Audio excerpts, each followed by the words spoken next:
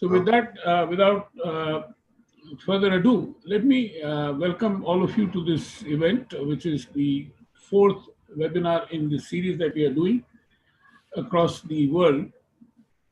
This one is especially focused on the Americas. We could not get a participant or a speaker from US for except that Anabel was representing Peterson Institute. She had to drop at the last moment and we could not get hold of somebody else. But that aside, we would be publishing a discussion paper from these webinars. So there's another, after this webinar, there'll be a final webinar, not a final webinar, the fifth webinar to be held on 15th of July. You're welcome to come and listen to that if the timing suits you. It'll be very, very early morning for you. About 4:35 a.m. if you look at Washington time. Now, what we intend to do is to then publish a discussion paper on the issues that we have raised and on the basis of the rich inputs that we have been garnering from all of you. As I wrote to you, we've had the pleasure of participation of some very distinguished experts, Pascal Lamy, Supachai, Kishore Mehbubani, etc., and so on. It's all there. It's all there on our website as well. Now, each of these webinars are also being recorded. So if you wish to see it later, then you'll be able to see it on our website, or including we'll be circulating the tape. As Vipul just pointed out, this is also being live streamed on YouTube. So there would be much more visual and much more viewers than just the handful who will be here in the Zoom session. We are slowly getting a lot of people joining in, and therefore I would like to welcome you all once again and request Fernando to please kick off. Fernando, since you have a presentation, I would like to treat it as a keynote, and that could help the discussions move forward. That can Fernando's slides be put up, please? Yeah, it's being done.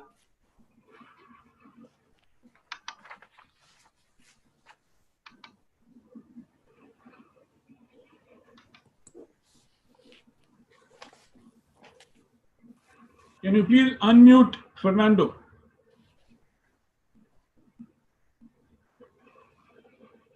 Okay, I need to share the screen. I'm not allowed.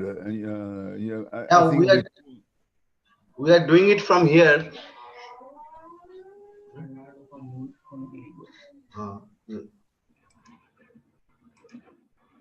Okay, so is that all right, Fernando? Yeah, no problem. I will ask you just to move to the next. Let me. This is a very well-known curve that was proposed by Richard Baldwin, and you can see as a distorted image of what happens with health and what happens with the economic crisis. The shortest and the deeper the health crisis, the shortest and less deep will happen with the economy. And this black line shows if there is if your main trading partners are in trouble, are getting in trouble. The more they get in trouble, the more will affect you. No science here, but I believe that is a very telling curve. If you can move it to the next slide, please.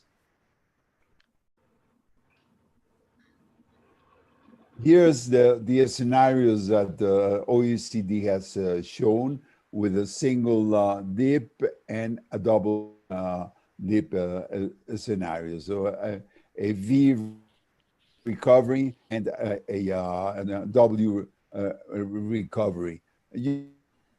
For the next couple of years, things are not going to look pretty for the world economy. And in the next screen, and the next slide, you can see what we all know and has been shown many times on the WTO's forecast of world trade. This was a trend before the financial crisis. Then after the financial crisis, and then when we were hit by the coronavirus. And here's the optimistic scenario. This one is the pessimistic one. If you can move to the next one, please. The next slide, please. And you can see that in the part of the world where I live is going to be the one that is worst hit of them all. I was saying before we started the session that the IMF is forecasting a 10.5 drop in Mexico's GDP this year, and will also have a very slow recovery, just 3.5% next year. And this has terrible consequences, not only for what is going to happen in the economy, but also in the global value chains or the regional value chains we are with the United States and Canada. So if you can move to the next slide, please.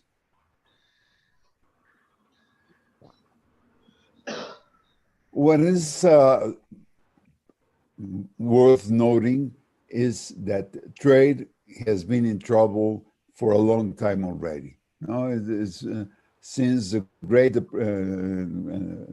Recession, well, you can see that trade has grown at a pace than world GDP. And this year, well, the crisis is going to be the income elasticity of trade is going to be zero or even below zero. So what had been the engine of growth since the 1950s, you can see it here, has been has not helped at all. And this has a lot to do with what has been happening between the two main trade partners in the world, no? Between this trade war between China and the United States. If you move to the next slide.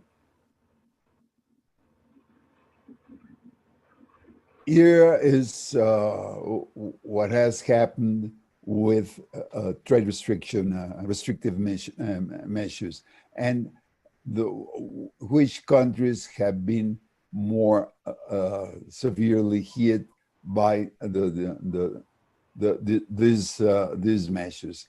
And well, if in the next slide you can show that this has not stopped during the past year. Though there's been a slight drop in trade distorting measures, and this Simon Evenet's, no, this is WTO statistics. The previous one was Simon Evenet's. But what is interesting, if you can move to the next slide, is that the trade facilitation measures have been very, very fastly during the past year. This is a direct consequence of the health crisis. You need to facilitate trade so as to get all the products you need. No, because what we saw in the second slide is the big drop in world trade. And no doubt, today is the most propitious time to have a well-functioning multilateral trading system. And what you can say is that in the system, the day-to-day business is well functioning, particularly if you look at SPS and trade obstacle, technical obstacles to trade, they are doing well. But what is happening with negotiating function is that has been for the past decade.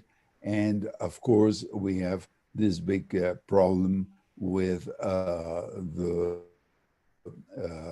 dispute settlement mechanisms. And more than that, no, for all practical purposes, the bound rates in the WTO are, to be kind with words, in the that is that countries can just increase their tariffs and not even bother to notify to the WTO. And the affected members would also increase their tariff and don't bother either. They can do it ex post facto, but that's it. No, so this is a huge problem for the functioning of the trading systems.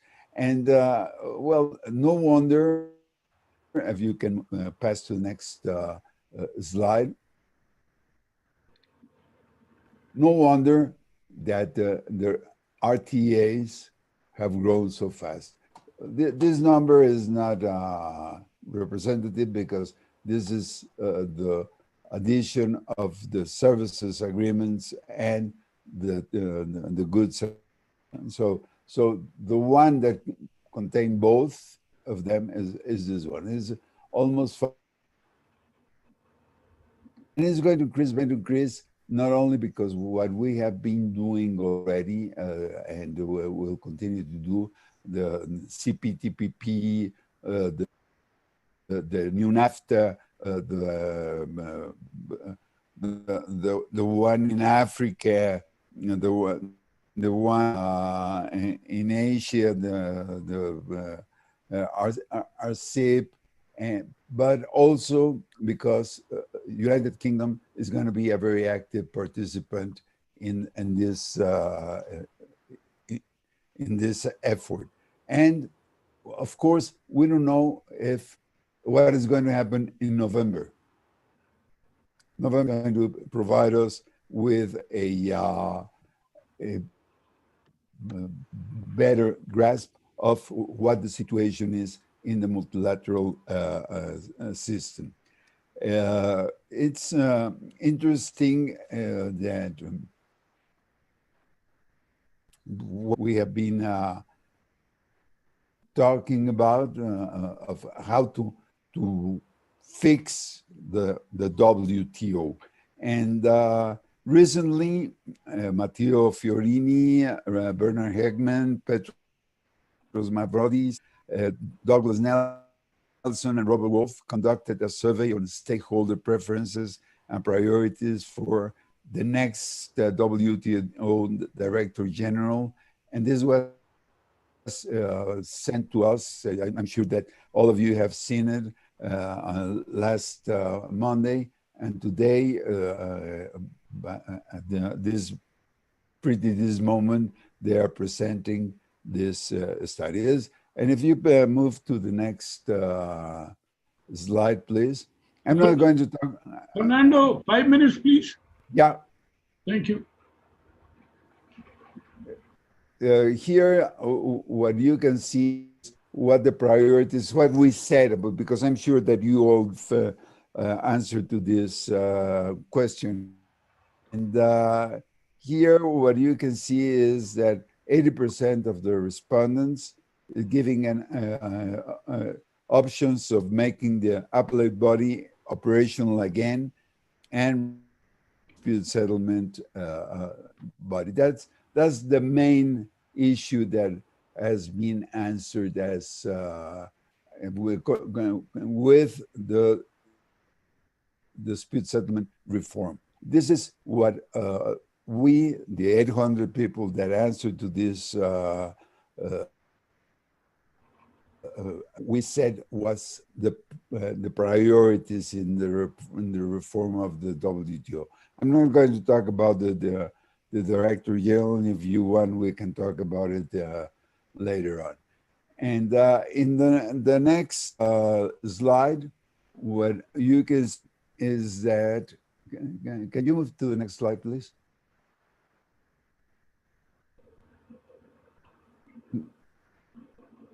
Okay. Okay. Well, anyhow, there is really no idea of what is here is. Okay. So in any case, what are we going to have during the next few years, or what do we think that we have to do during the next years is pretty much everything. What is interesting is that the least priority is particularly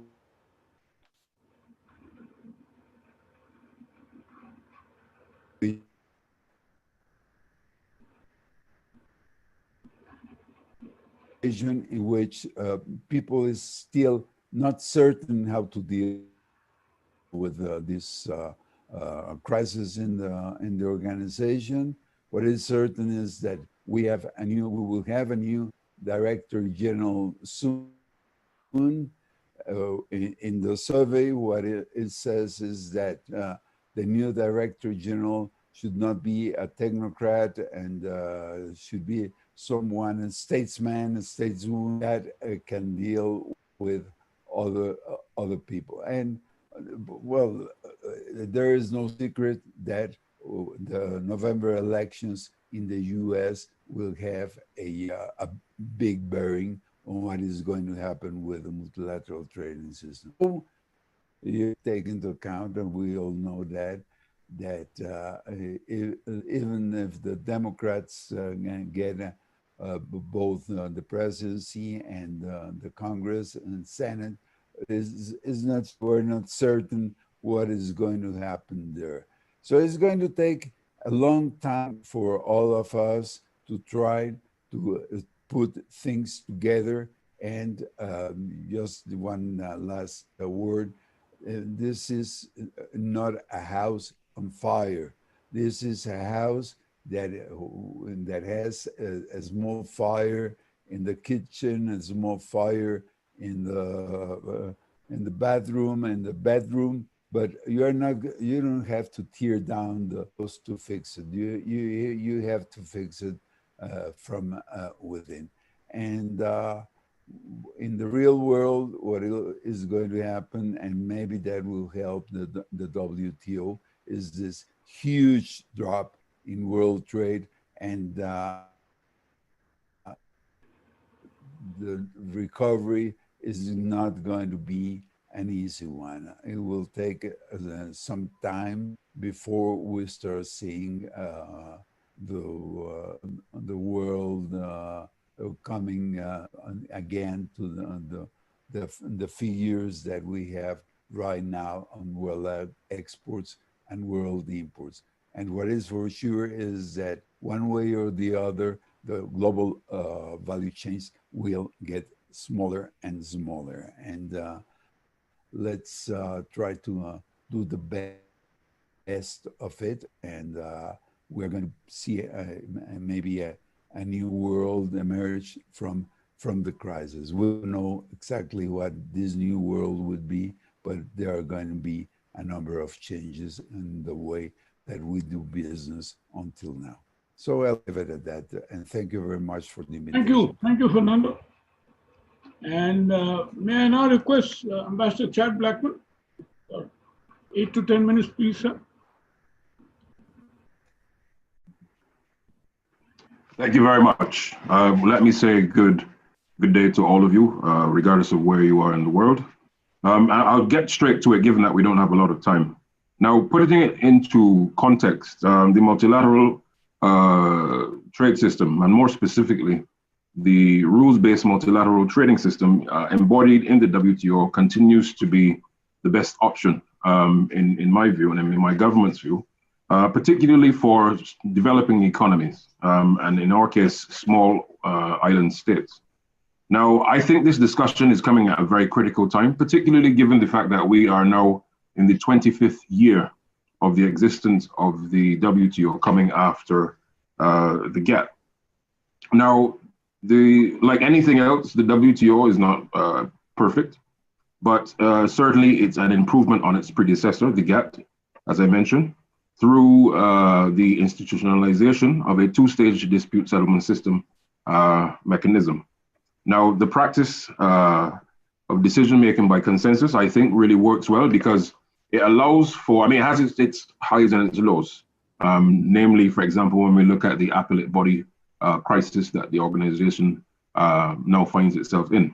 But when you look at the fact that member states, large, small, landlocked, or coastal, doesn't matter, can be bound to agreements purely by everyone agreeing that this is what we are going to do. It therefore acts as a level playing field of sorts for all member states who are party to the organization to ensure that they have a fair share in the agreements, okay?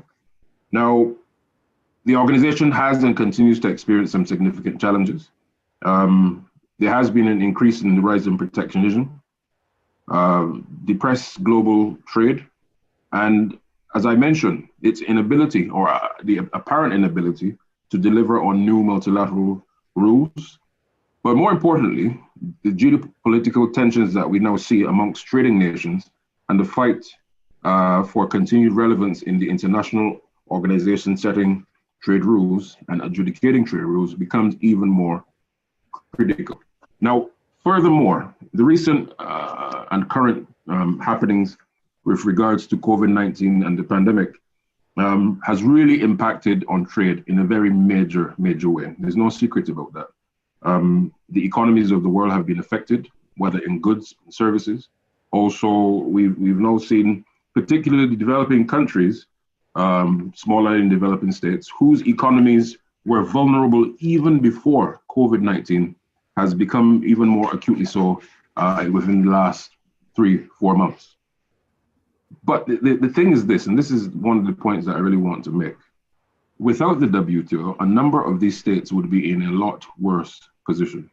And therefore, I really echo the sentiment of our previous panelists, where he said, despite there is a small fire in the bathroom, you don't destroy the house. You try to out that fire and make it more resilient so as to withstand and move forward. Now, in recognizing these challenges, there has been an overwhelming number of countries that have called for reform of the WTO in recent years. This call is not new.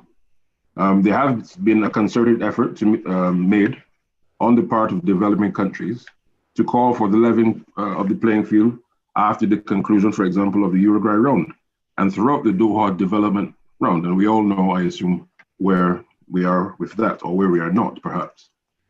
The calls in more recent times have been led by those countries who have been the architects of the system and have to a great extent been focused on a few core geopolitical issues, which have basically brought us full circle to our discussion today in terms of the organization's role in underwriting peace, stability, and prosperity. Now, the new dynamics in the organization have resulted in a shift towards plurilateralism, marked by changes in country and group alliances. This has really underscored the shift, and in some instances, a retreat towards the use of power and economic and political might. Now, to date, just a quarter of the members of the WTO have opted to participate in the multi-party interim appeal arbitration arrangement, including the countries is one LDC member and a few small vulnerable economies. Now, on its face, we must know that there are some characteristics between the principles outlined in the multi-party arbitration arrangement and those that made many developing countries, like Barbados, for example, have consistently listed as critical elements for the WTO's dispute settlement mechanism. These include the importance of preserving the essential features of the WTO dispute settlement system, and in particular, its binding character. Very important, its binding character. Its two-stage adjudication process through an independent and impartial appellate review process, as well as the preservation of members' rights and obligations under the WTO agreements. Now, it must be noted that although the MIPA, as it's commonly called, is largely based on Article 25 of the Dispute Settlement Understanding and is open to other WTO members to join, it is clear that all WTO members continue to have recourse to Article 25 without having to become a member of the MPIA. Now, going further along, I want to then look at what are some of the benefits that we've been able to accrue as a global community in the advent of membership of the WTO. Now, let's look at the fact that the organization is built in its mandates or regular work on monitoring and transparency and continues to be a critical aspect of the organization. Small developing states with limited resources and capacities can oftentimes be challenged to undertake notification commitments on time. Discussions on this area must, however, not seek to impose overly burdensome requirements on these developing countries because there are a lot of inherent capacity constraints that exist. While technical assistance and capacity building is welcome, the members should resist the urge to suggest that the application of punitive measures, which has been a very ongoing discussion in the event of late notifications, because as I said, some countries, based on their geography, based on their size, based on their lack of resources, are inherently unable to be able to notify within the time that other larger or more developed or advanced economies can do so. Now, developing countries, on that point, have been listed as having a low submission record for some aspects of services notifications. As I mentioned, some of the reasons are there. Now, and this point must be made, transparency alone will not satisfy the interests of developing countries in a conversation on WTO reform. There is an overall need, and I can't stress this enough, there is an overall need for balance which seeks to ensure that the interests of all members are not only taken into consideration, but that the interests of the members themselves, particularly those who are smaller and vulnerable, are taken up. Now, there are other built-in mandates within the organization covered in the agreements, including negotiations in the area of agriculture and services, and which speak specifically to the flexibilities and the pursuit of interests of developing countries and least developed countries. There are also negotiating mandates which speak to the issues of interest of deserving and sustained discussion and political will. So, for example, paragraph 44 of the Doha Ministerial Declaration states, and I quote, "All special and differential treatment provisions shall be reviewed with a view to strengthening them and making them more precise, effective, and operational." So therefore, when you look at the whole aspect of special and differential treatment, it is enshrined in the organization. Now, as we may be aware of robust debate where countries have said that a number of countries ought not to be able to benefit from special and differential treatment. But this was something that was agreed by all members. So therefore, countries who have used that provision are not running afoul of the organization. They're simply using the provision that all have agreed to based on the fact that you're a developing country and so self-designated. Now, members in the organization often speak about replicating the trade facilitation agreement model without defining precisely what is meant by that. How long would you take to please wind up? I can wrap up. I have a long presentation here, but I can make it very condensed. That's no problem. How much time do I have? A couple of minutes. Okay, I will make it in 2, no problem. Now, sure, that's fine. As I was saying, the members often speak about replicating the trade facilitation agreement model without defining precisely what that really is. I truly believe, particularly given my role here as the ambassador to the WTO, that the strength of the trade facilitation agreement lies in its unique and special and differential treatment provisions, which allow developing and least developed members to self-designate, as I would have mentioned. Now, the trade facilitation facility, which was established at the request of developing and least development developed countries, sorry, have also been a useful tool aimed at ensuring that these countries receive the assistance they need to support the implementation of the agreements by all members to reap the full benefits of the TFA. So, admittedly, not all aspects of all of the agreements and texts may be conducive to trade facilitation agreement and its approach, but to the extent that this template could be replicated, it could serve as a useful tool in advancing special and differential treatment based on a country's unique perspectives and needs and interests in its development quest. So I will stop there for now, and then perhaps any questions that will come in the Q&A I can answer. I think two important points which you made are worth recalling is that the developing world needs the WTO to protect itself. Number one. Number two is the TFA could be a good template for any future negotiations. With that, let me come to Rohinton Medhora, who's not a diplomat in that sense, as we've had our two other speakers. Rohinton runs the Center for International Governance Institution, which has done a lot of work on WTO. Rohinton, over to you, about 8 to 10 minutes.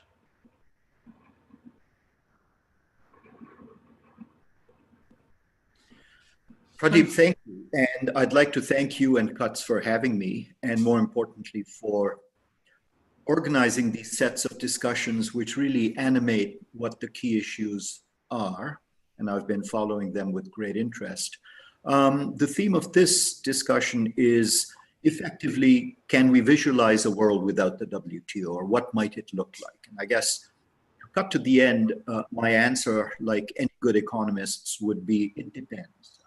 And so to reach that answer, let me sort of make a few points that actually build on what the previous two speakers have said in different ways.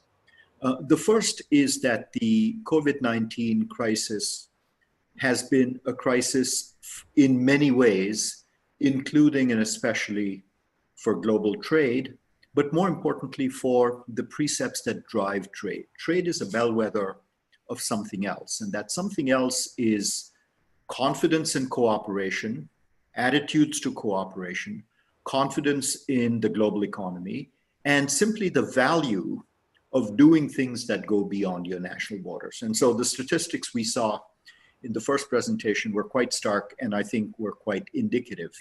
I thought more indicative than the declines in the volumes of trade was how it happened and how haphazardly it happened, and how sidelined the WTO was in all of this. And so in the first 3 or 4 months of the crisis, we've seen countries impose last-minute ad hoc measures which restrict exports, for example, of medicine and medical supplies, of PPE, and sometimes of food. And this has been done without, in some cases, informing the other countries, certainly not informing the WTO or the G20. And so I guess I'm saying when it comes to trade, WTO is not first on people's minds and on decision makers' minds. I think that's more worrisome than the trade volumes themselves. The second point I'd make here is that this kind of lack of confidence in global cooperation predates the crisis. And so the WTO was in crisis previously, and what this crisis simply showed in very stark terms is that that remains the case. And then a third point, which I'd like to come back to perhaps even in the discussion, is around intellectual property. And the fact that if we're going to come out of this crisis, and if you visualize a world in which treatments and vaccines have been scientifically discovered, all the rest, how are they distributed? What are the logistics? At what price? On whose terms? That's all classic WTO stuff on which we don't necessarily have the rules in place. Or if they are, they're not the ones we would like to see in place. And so one way I'd answer your question of can we visualize a world without the WTO is to say, well, how much more haphazard could it be? And so if we could simply freeze where we are currently, that's a reasonably acceptable scenario. But if what that really means is things getting much, much worse, then clearly it isn't. So let me move to that story for just a bit.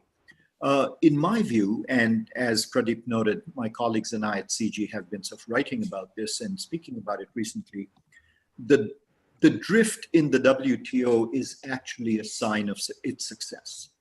It's a sign of its success in the sense that when the GATT articles were framed, and then when the WTO was created subsequently, there were a series of exceptions that were deliberately built in by the founding fathers, precisely because they understood that trade is a very national thing, and the only way we could get countries to buy in is by creating all of these exceptions. And so the exceptions are well known.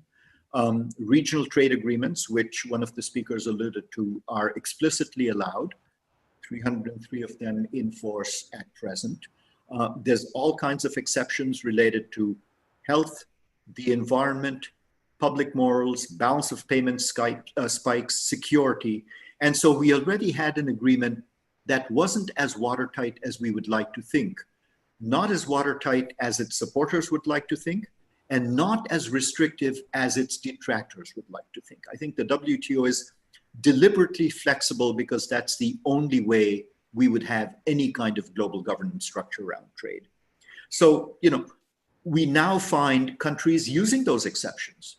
We find countries saying, I'd rather sign on to 7 regional trade agreements than be only beholden to the WTO.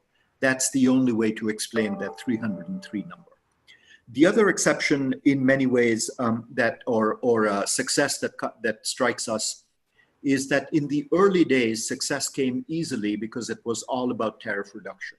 So we went from something like 22% in the post-war era to 3 to 4% today.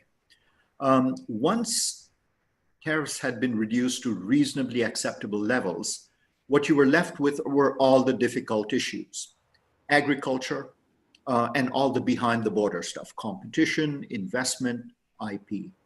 No wonder then that the WTO is seen to be ill-suited to deal with these issues because all the low-hanging fruit have been gone.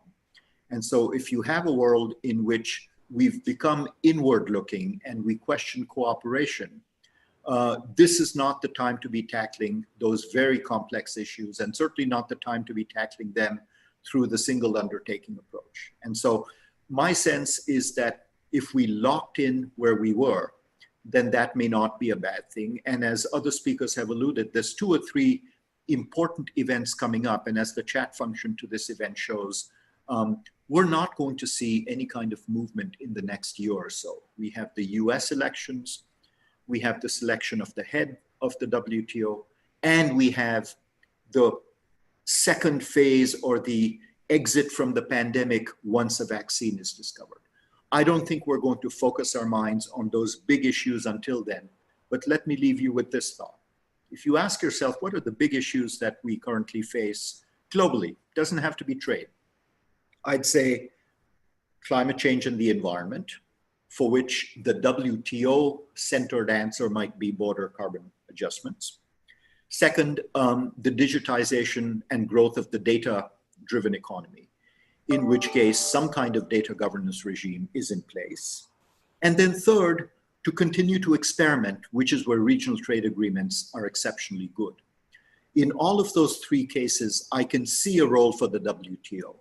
It's not the role that we've seen in the last 25 or even 50 years, but there is a role. It's a deep agenda. We need to see ourselves out of this crisis. Obviously, dispute resolution is a part of all of that, but I don't think the next 12 to 18 months is when we will see a lot of that movement. Beyond that, I don't see us moving without having rules around trade, because dealing with some of the other vexing issues crucially involve trade. So let me stop there at this point, and thank you again. Thank you very much, Rohinton. I would like to come back to you with a question on multilateralism at large. You did speak about climate change and so on, but that is something which will be very helpful to hear you. Juliana? Juliana? Yes. Thank you.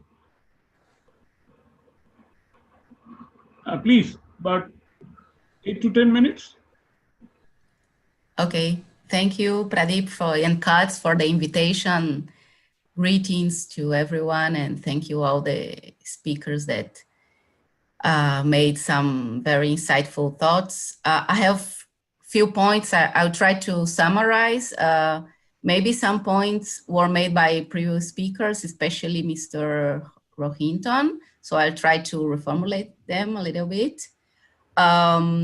First, I think looking back in time, maybe 10 or 15 years ago, I think the WTO was the first multilateral organization to reflect the crisis in global governance,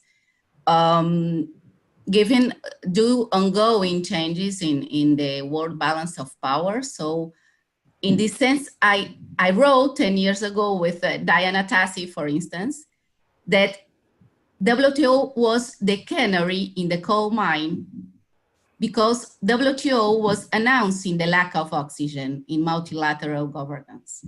So for many reasons, because the WTO does not have a weighting voting system, because it's the most transparent of all multilateral organizations with binding rules, of course, and it's also the most accountable to its members. So this is why the WTO was the first one to reflect those changes in the global scenario. So, but I think 10 years ago that we were still in a crisis within a framework.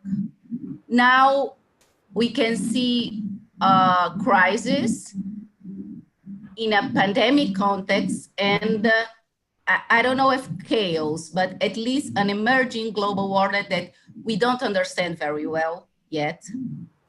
So the WTO now it's really facing the deepest crisis since its foundation in 1995. And it's a crisis that is challenging the two most important assets I think the WTO has provided to multilateral governance as a public good, which are the ability to be a forum for negotiations based on agreed rules and the capacity to provide a successful dispute settlement system to its members. So I have some cautious points too.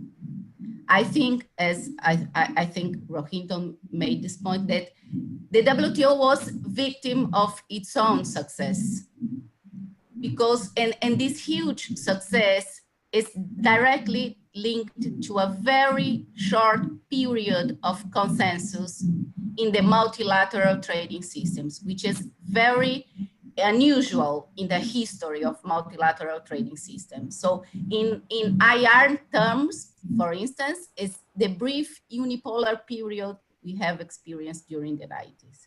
So examples of this exceptional period that shaped the WTO are, for instance, the appellate body and its capacity to create law by its interpretation mandate. It's very exceptional in the history. The single undertaking principle, or the trade policy review mechanism and so on. So I think these achievements were very important to take trade to another level in terms of setting common rules and binding rules, but they also reduce flexibility from the WTO to adapt to these changes that we have started to see by then. So I think maybe we are missing something that was very exceptional in the history of multilateral trading system.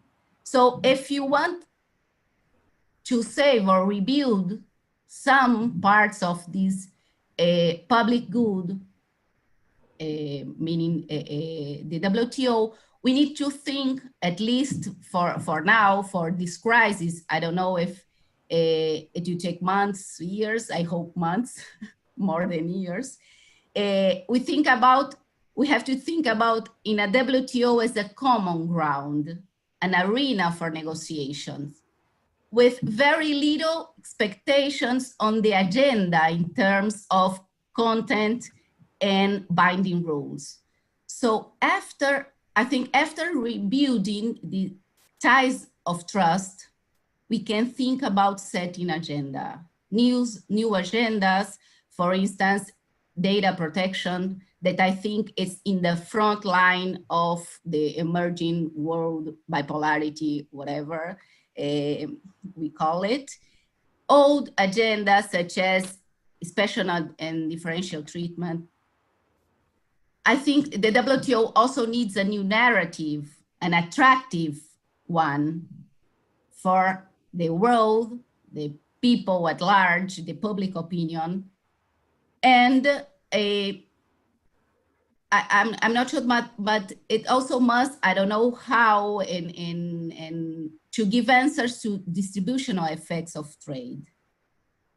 As Amrita Nalika wrote recently, we need a grand bargain, ambitions, grand bargain, no small changes, no.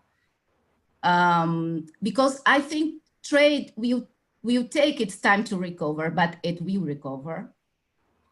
The question is in which position the WTO will be by then. So I think this kind of thinking and measures could help prevent the WTO from irrelevance in a new future. So in this new emerging world. So I could stop here and thank you very much. Thank you, Juliana. Thank you very much. May I now turn to Alejandro?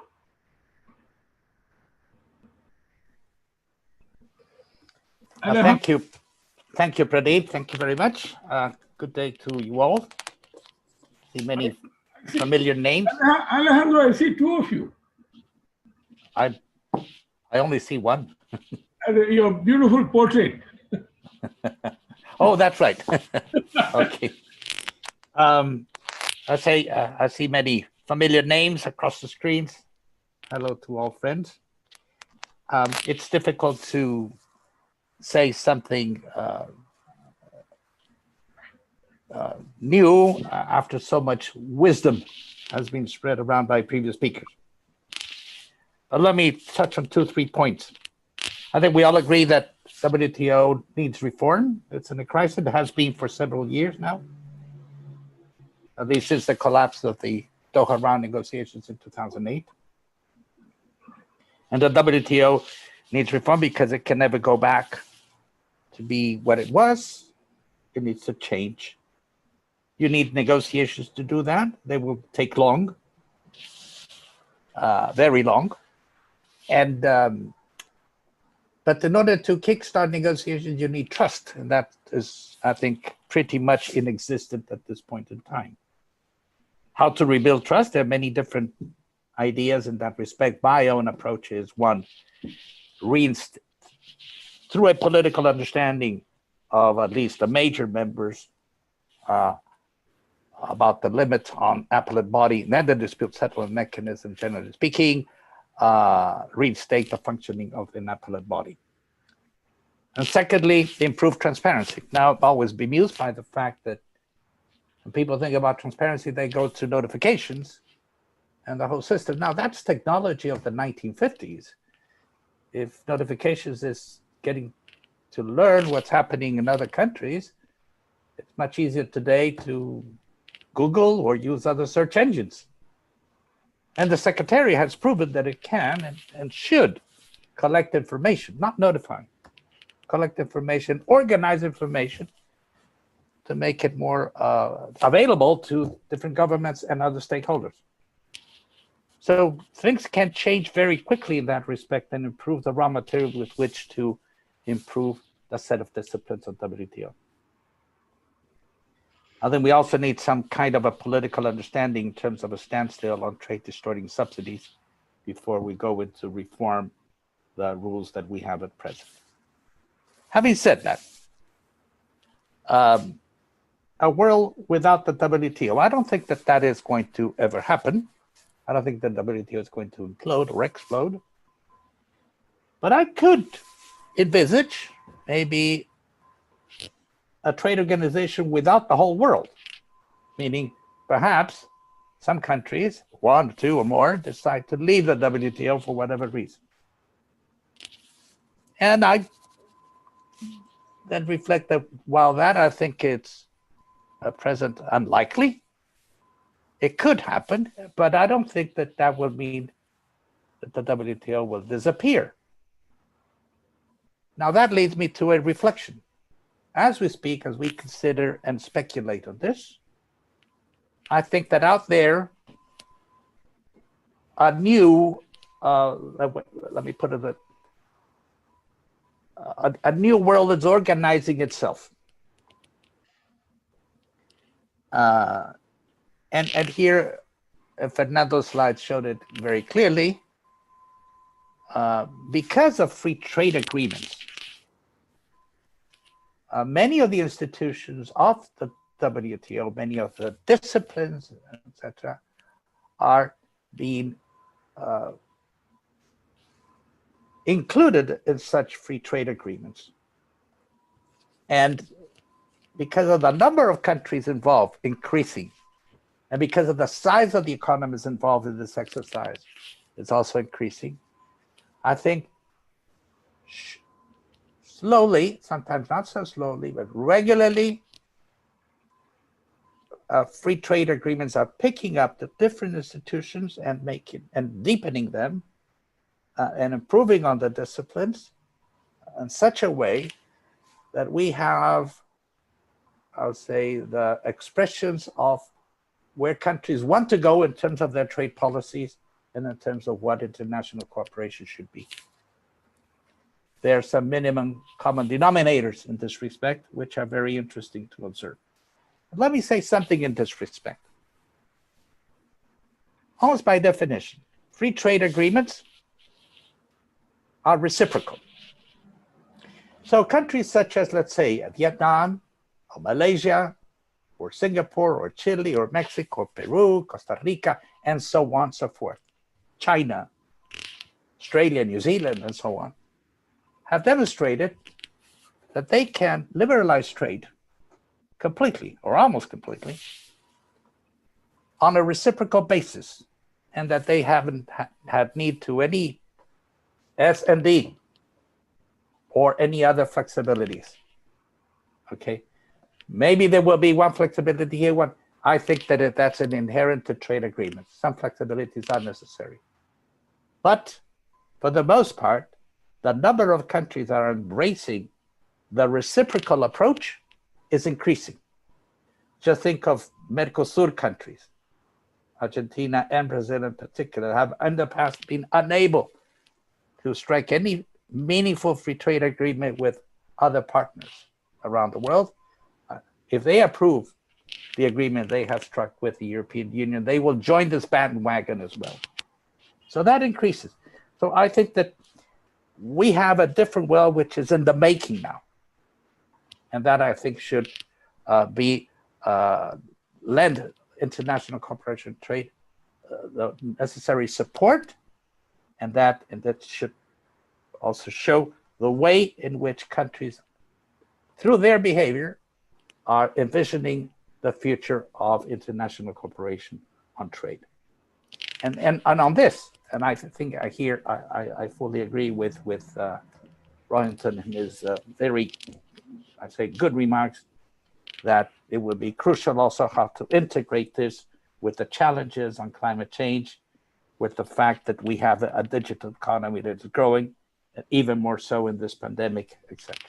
And as he rightly pointed out, the continued experimentation through free trade agreements, I think, is something which is very important, because it's a way in which countries are reforming the WTO on a less than multilateral basis.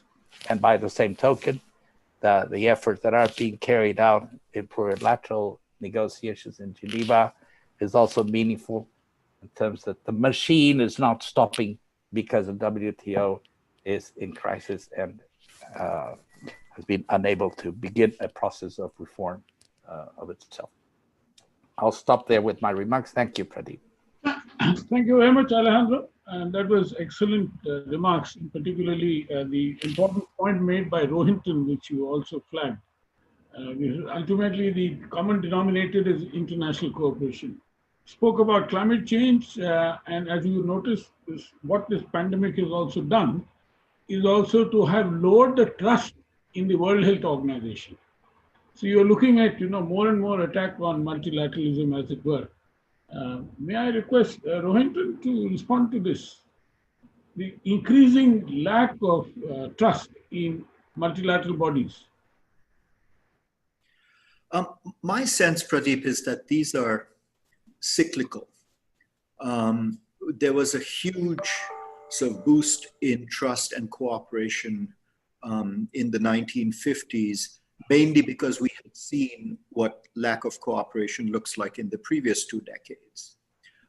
Then you found that in the 70s, with the debt crises and the quite intrusive nature of the Bretton Woods institutions, there was once again the sense, centered mainly in developing countries, but globally also, that this has gone too far. Then we found another period in the 80s and perhaps 90s where we saw globalization and the flattening of the earth as a good thing.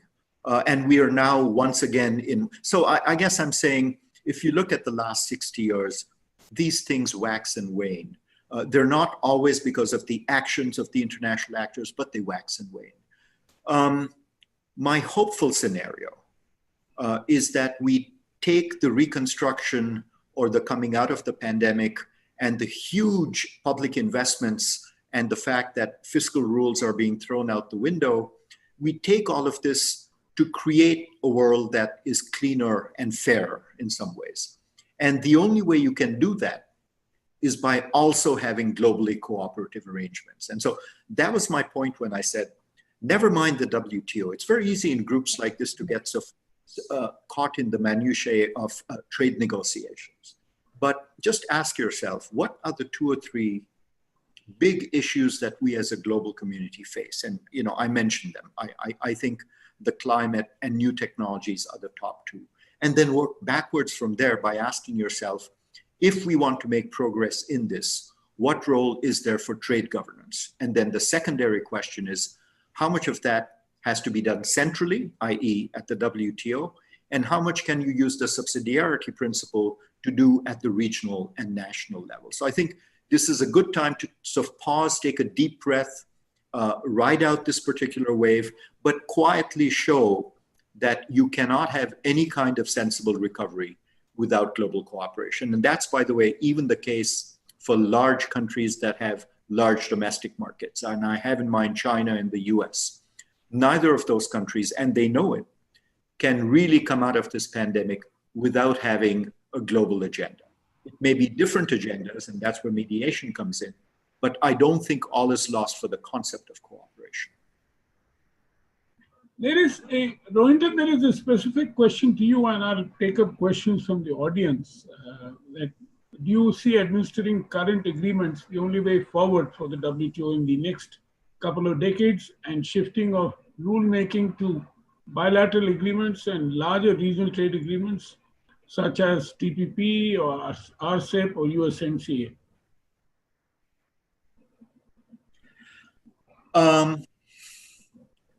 By definition, regional agreements will be more efficient and agile. One, because you're with your neighbors, you're with people that you just know and understand better, for better or for worse. And second, there are just fewer numbers involved. And so the kinds of disparities you see among 160 plus countries, you will not see if you have 7 or 20 countries involved. So, I mean, I get that. I also think that cuts 2 ways. On the one hand, and this is a point that Alejandro noted as well, this is exactly what RTAs were in some cases set up for. And in fact, Juliana and Diana have written about this, that these are hothouses for experimentation. And one can all come with cases where you experiment at that level, and then you pitch it up if something works to a multilateral level. So I think that function of RTAs, which is regional confidence building, regional peace, going back to the European case, and in fact, experimentation is where it's at. Now, the flip side is something that also increasingly worries me. In regional agreements, power imbalances are more pronounced. And so if you take, for example, the case of where the US is a member of an agreement, by definition, it's going to be more influential in a small plurilateral agreement than at the WTO. And we see this in NAFTA phase 2. We have seen, for example, provisions on data localization and on use of the safe harbor provision to shield the digital platforms from content regulation inserted into NAFTA. These are things that would have been in TPP had it stayed. And so you have a ratcheting in effect in which a hegemon uses a regional agreement to sort of lock in a certain arrangement, and then that becomes multilateral. And so the challenge here is, on the one hand, to have experimentation, but on the other hand, not use this as one more way to ratchet up agreements that may not necessarily be beneficial to all. That's sort of the trade-off that we're going to have to face increasingly as we move forward. Thank you. Now, this is a question to all the panelists, that in terms of the fact that the Chinese economy is hard, mostly sort of dependent upon state aid, as it were. And that was as against the kind of, and that is one grouse which Trump had against China, that, they have been enjoying the advantage of WTO very unfairly, as being one of the reasons for the loss of trust, as it were, in, by the US in the WTO system. This is, as some commentators have also said. So can I start with you, Fernando, on this question? I mean, it wasn't visualized when China sought accession and when it was being negotiated with the other countries at that point of time.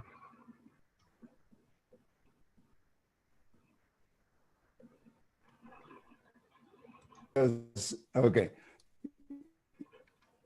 Here. Listen, I believe we have to deal with precisely state trade aid to the different companies. Now, at this particular moment in time, we have to deal with that with every country that has been providing this kind of aid to soften the heat on the economy because of the COVID-19. In the case of China, of course, is one of the main elements we have to try during the reform of the system, and this is one of the issues that most people have been talking about. And there are, to start with, as I mentioned before, is the dispute settlement system to fix it.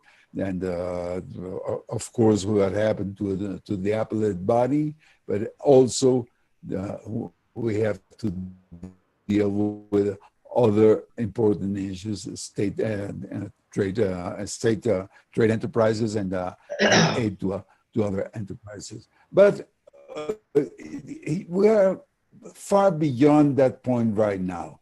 Now, what we have to do is, because of this crisis, economic crisis that we are all immersed in, we require to fix the whole structure of the WTO. And as was mentioned before, the first thing that the new Director General has to do is to sit down with the two main warriors in the international arena and with other important participants in the world trade, and try to establish a new trust in the organization. And I completely agree with Rohinton. This question about trust in the international organizations is something like a cyclical situation. Yesterday, I posted something about the answers I got is that Mexico would have to leave the WHO for some reason unknown to me. But that shows that also WHO is very unpopular nowadays, and is the moment when we need most both the WHO in the health segment, and the WTO in the trade one. And I'm afraid that you can fix some things with the regional trade agreements, but if you don't have the umbrella of the WTO, and you can start just doing whatever you want with the different trade distorting measures is as well, particularly the ones that have the least power and economical power in those agreements, and we're part of one of them. Thank you. Thank you. May I now request Alejandro? Alejandro, when I mentioned state aid, I should have also said state-owned enterprises. You know, that's been something also which has been discussed very vigorously in the TPP, which US backed out of. Alejandro, over to you.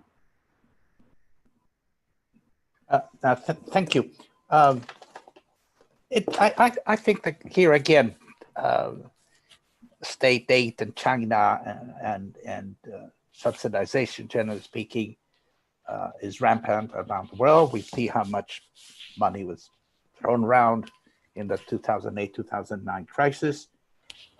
We really don't know about state aid, for example, that takes place at sub-federal levels in countries that have federal structures.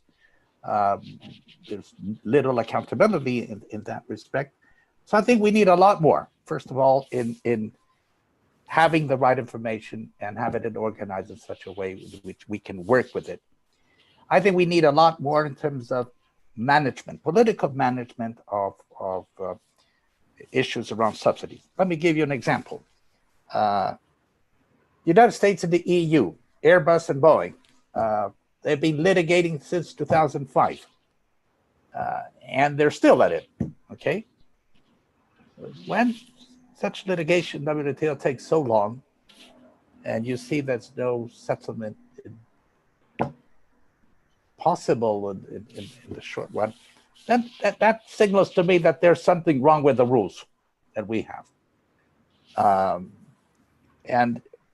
So we need to sit back and to have a dispassionate look at this, et cetera, so that we can improve the rule book in order to make everyone comfortable enough in terms of the kinds of subsidies that governments use, the kind of assistance that is provided, and the impact thereof, so that we can define what is tolerable and what is not, and that we can have a process, a continuous process in terms of having these issues discussed, having these issues being analyzed. And here I think that the WTO Secretariat can play a huge role in terms, again, of collecting information, organizing the information, and creating the right setting for countries to have an intelligent discussion over these issues.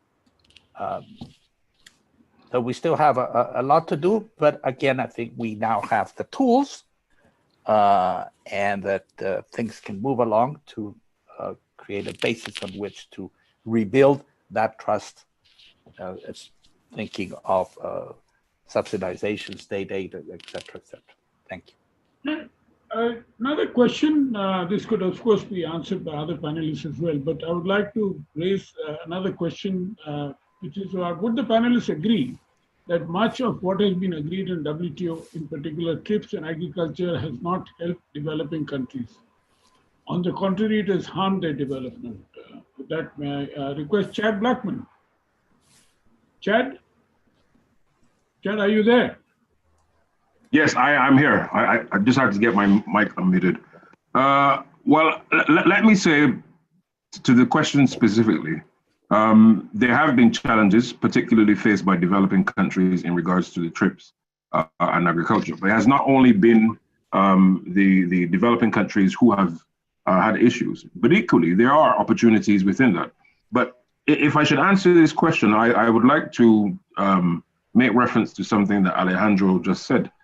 I think there has to be a very clear restock and relook at some of these things. And we don't need to, as that saying go, throw out the baby with the bathwater, if I should use that saying. And I think now, in its 25th anniversary as an organization, it's time to really have a relook at some of the rules and to see how have all countries, large or small, developed or developing, benefited or not benefited, and see how can we adjust these rules to ensure that it's within the fair and comprehensive interest of all members. Okay. Now, when you balance that with the reality that it's a very difficult time for countries now, particularly in the whole aspect of the pandemic, the whole aspect of intellectual property is critical. Many of the countries, particularly developing countries, have had to endure a very, very tough time where export restrictions on goods that were needed to help them fight the pandemic is a very real reality. Okay. Capacity issues. Which countries own the intellectual property to some of the goods and services that developing countries need? And there then has to then look at the whole aspect of the capacity building of these countries and what rules are built into the organization to allow for developing countries to not just benefit from it in times of crisis, but as we go forward, being strong, robust, competitive economies, notwithstanding our size, for example. So as I said, WTO reform isn't only about looking at the rules in terms of issues of the dispute settlement body, but I also think it's time for us to have an intricate look to see how are these rules going to ensure that all countries have a level playing field, notwithstanding size and resources, to be able to allow each member state to effectively compete within the world economy. The issue of agriculture is a very serious one. Food security, again, for developing countries, is a very critical one. And again, this was brought home even closer during this pandemic. A number of our countries in the Caribbean and also in the Pacific region have had to rely and continue to rely on food from regions outside of our own. But when you have a situation where some countries limited their export of that food, which countries rely on entirely, you then ask yourself, in terms of agriculture, how can we use the rules in agriculture to allow for not just countries as individuals, but one of the panelists mentioned the whole aspect of regional trade agreements. How can we use those regional trade spaces to leverage our size or lack thereof, but to become competitive in a very sustainable way and being able to provide the necessary resources, food, agriculture, not just for the consumers, but also our value chains for export. Okay, so I really think that it's time to have a good close look at where we are and how do we look at the rules and marry those rules with the original objectives of why the organization was set up. Sometimes you have to take stock, but you don't take stock by changing the objectives. You change the rules so as to ensure that the objectives are met.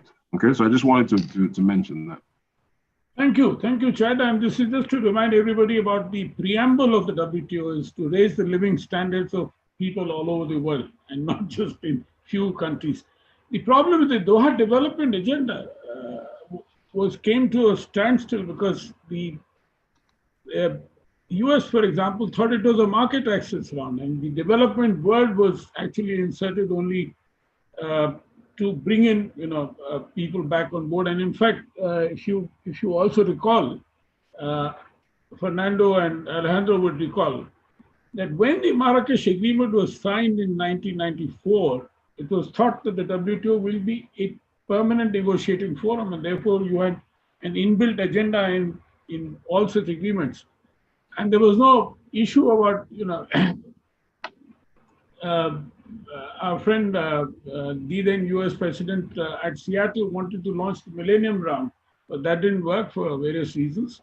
And then finally it came back to Geneva, and ultimately when 9/11 took place, that, this whole thing about the Doha Development Round came into being, when in fact, when you look down the sort of down the time, there's really development was was hardly an issue, which is good. The only good thing which came out of Doha was the WTO and TRIPS agreement, the TRIPS and Public Health Agreement. by which, Chad, when you speak about medicines and TRIPS, etc., where AIDS medicines were particularly allowed to be imported by countries without the manufacturing capacity, having and without violating any of the TRIPS agreement. So that was a very good, and that again was something which happened because of a lot of civil society pressure. That is something which has to be admitted. Let me go to Alejandro. I'm sorry, let me go to Juliana. Juliana, there are both issues. One was TRIPS in agriculture, and the other was about the state-owned enterprises and state subsidies in China, which were, which the US and many others have thought to be very, very unfair, and that this would also then require a reform in terms of rules. Vipul, I'll come to you later. Juliana? Sorry, Pradeep, I was checking the chat and answering my so I'm about state enterprises and state question. Yes, I think it's designed like that. The whole Chinese economy grew up with a lot of state support. Okay. As I was saying, seeing that the new NAFTA, for instance, in terms of rules, the chapter, I think it's the 14 competition policies, you see the difference in this new world. The chapter doesn't have a dispute settlement system as NAFTA. So, and this is the reflect of the regression or the kind of we are going back in time about this kind of policies. So I think we have to, I would say again, to set the common ground again for negotiation, because rules are changing. The USMCA, sorry, the TMAC for us in Spanish, it's a very good indicative of this. If you want to avoid talk about China and the state capitalism of China. So I think there's no possibility right now to go back in these binding rules of competition, because they are in the integration process in a regional basis, they are changing. So I don't want to sound negative, but I will be more cautious about this kind of rules in the WTO right now. Juliana, can you answer the question whether TRIPS in agriculture was was it helpful to the developing world? Sorry, the TRIPS and agriculture. Okay. Yes, as a Brazilian in Argentina, it's not a question very easy, because we have two sectors, one offensive and one defensive in global exporters of food and a more familiar agriculture sector. So I think that for these kind of countries, we cannot see big problems in the pandemic context. I think about net importers or some or countries with other profiles, as Chad said. So yes, in that case, I see more problem, even though I accept that we need to keep our commercial trade and avoid deficit in Argentina. This is a huge problem right now. So I think it depends on the country profiles. if you not in aggregated terms, we have to see point by point. Thank you. Thank you. Alejandro, on the issue about China.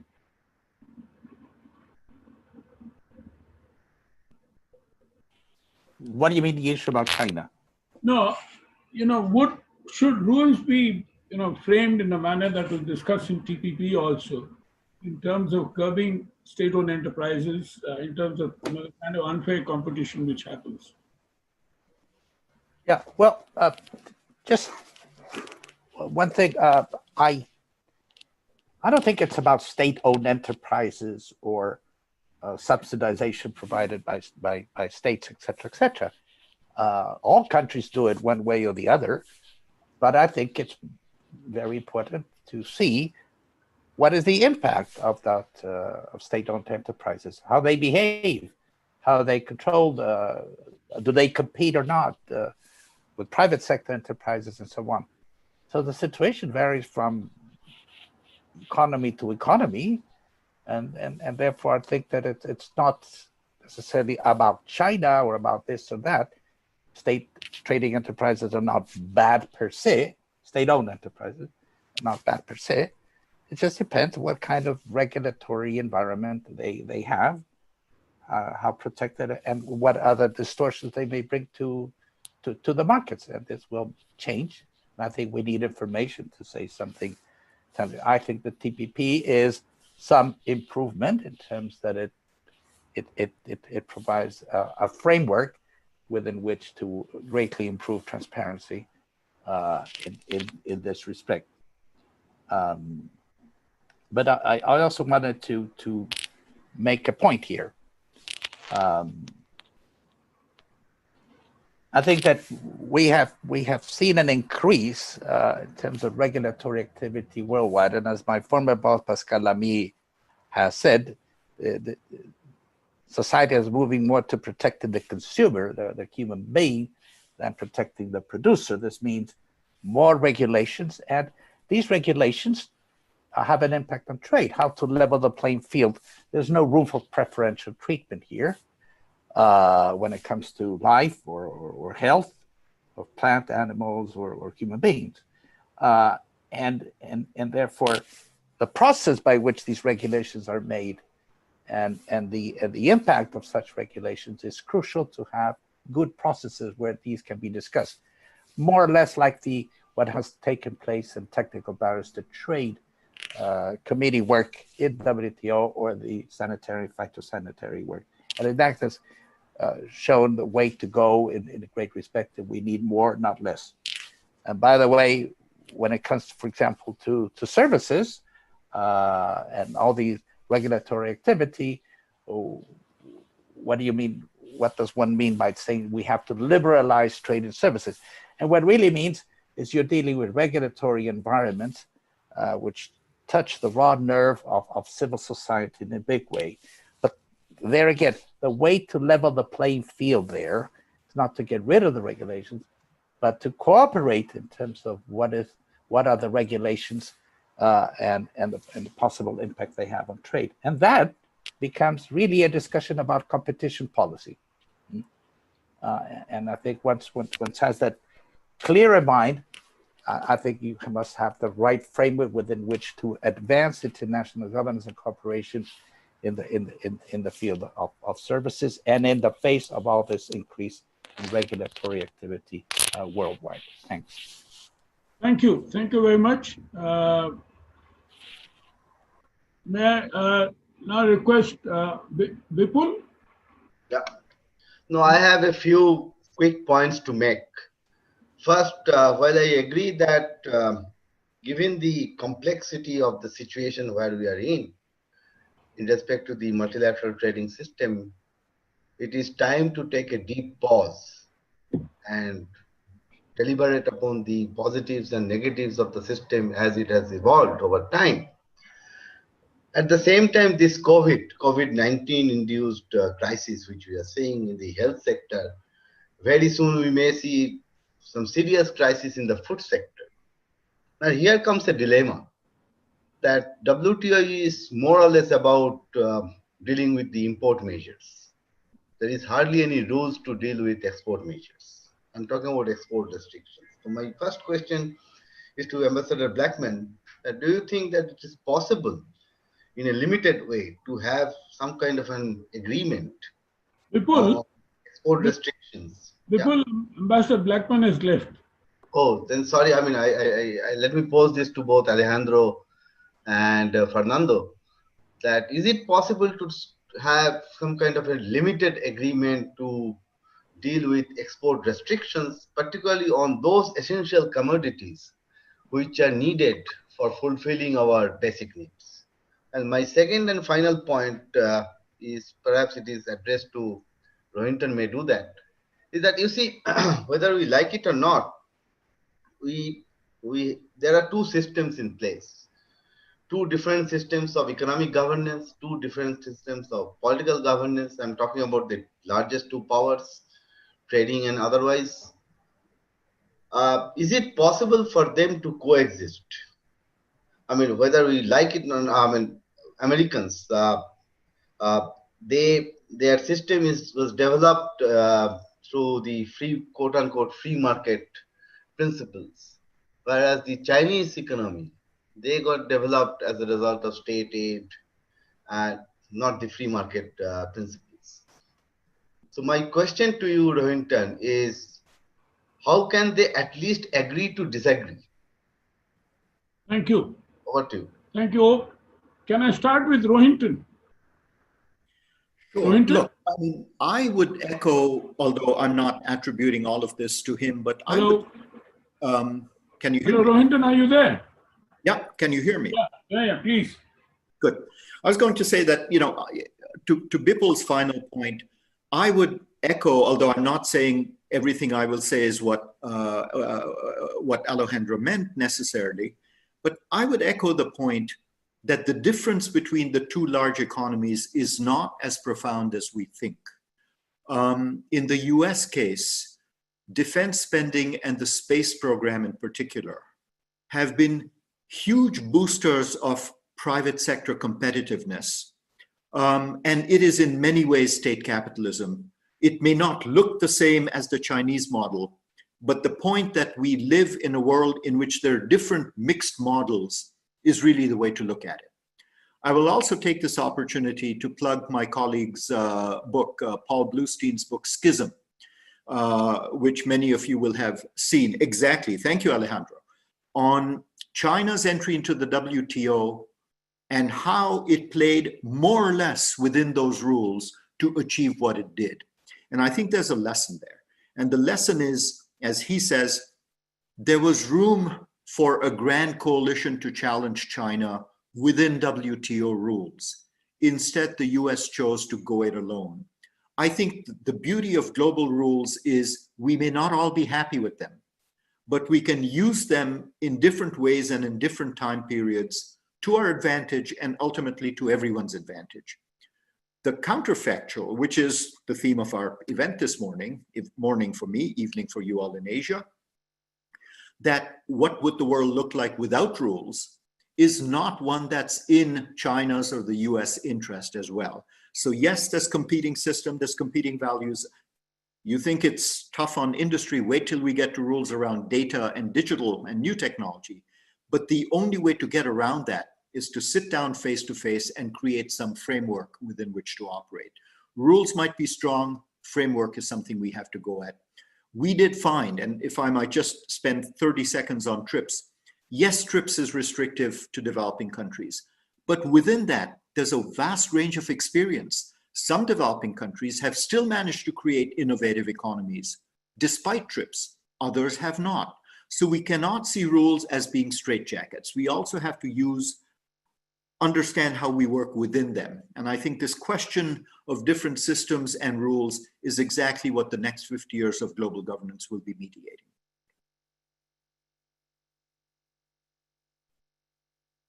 Fernando, for his last words.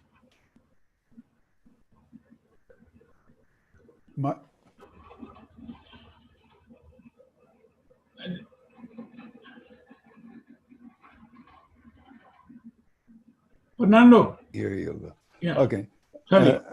Yeah, well, I think that we're in deep trouble. No, the whole situation, the world situation, is very complicated. The WTO was in crisis before the health crisis. But what I believe is that this provides us with the possibility of fixing the building when we start moving really into a negotiating.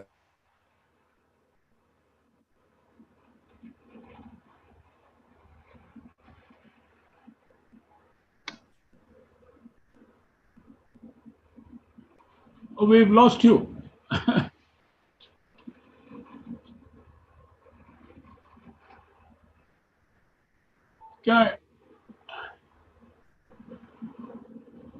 Fernando's connection seems to be weak. Can I now turn to Juliana for her last words?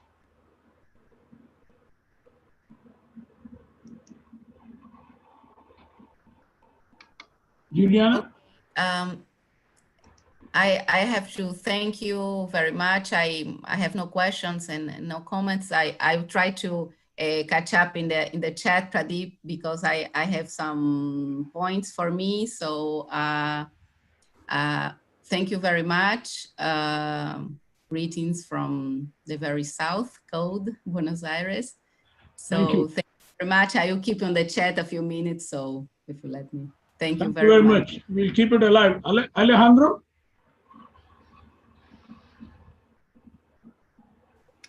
Thank you. I've enjoyed this very much. Let me say something about China. When China joined the WTO, there was the expectation that there would be a convergence of the Chinese economy.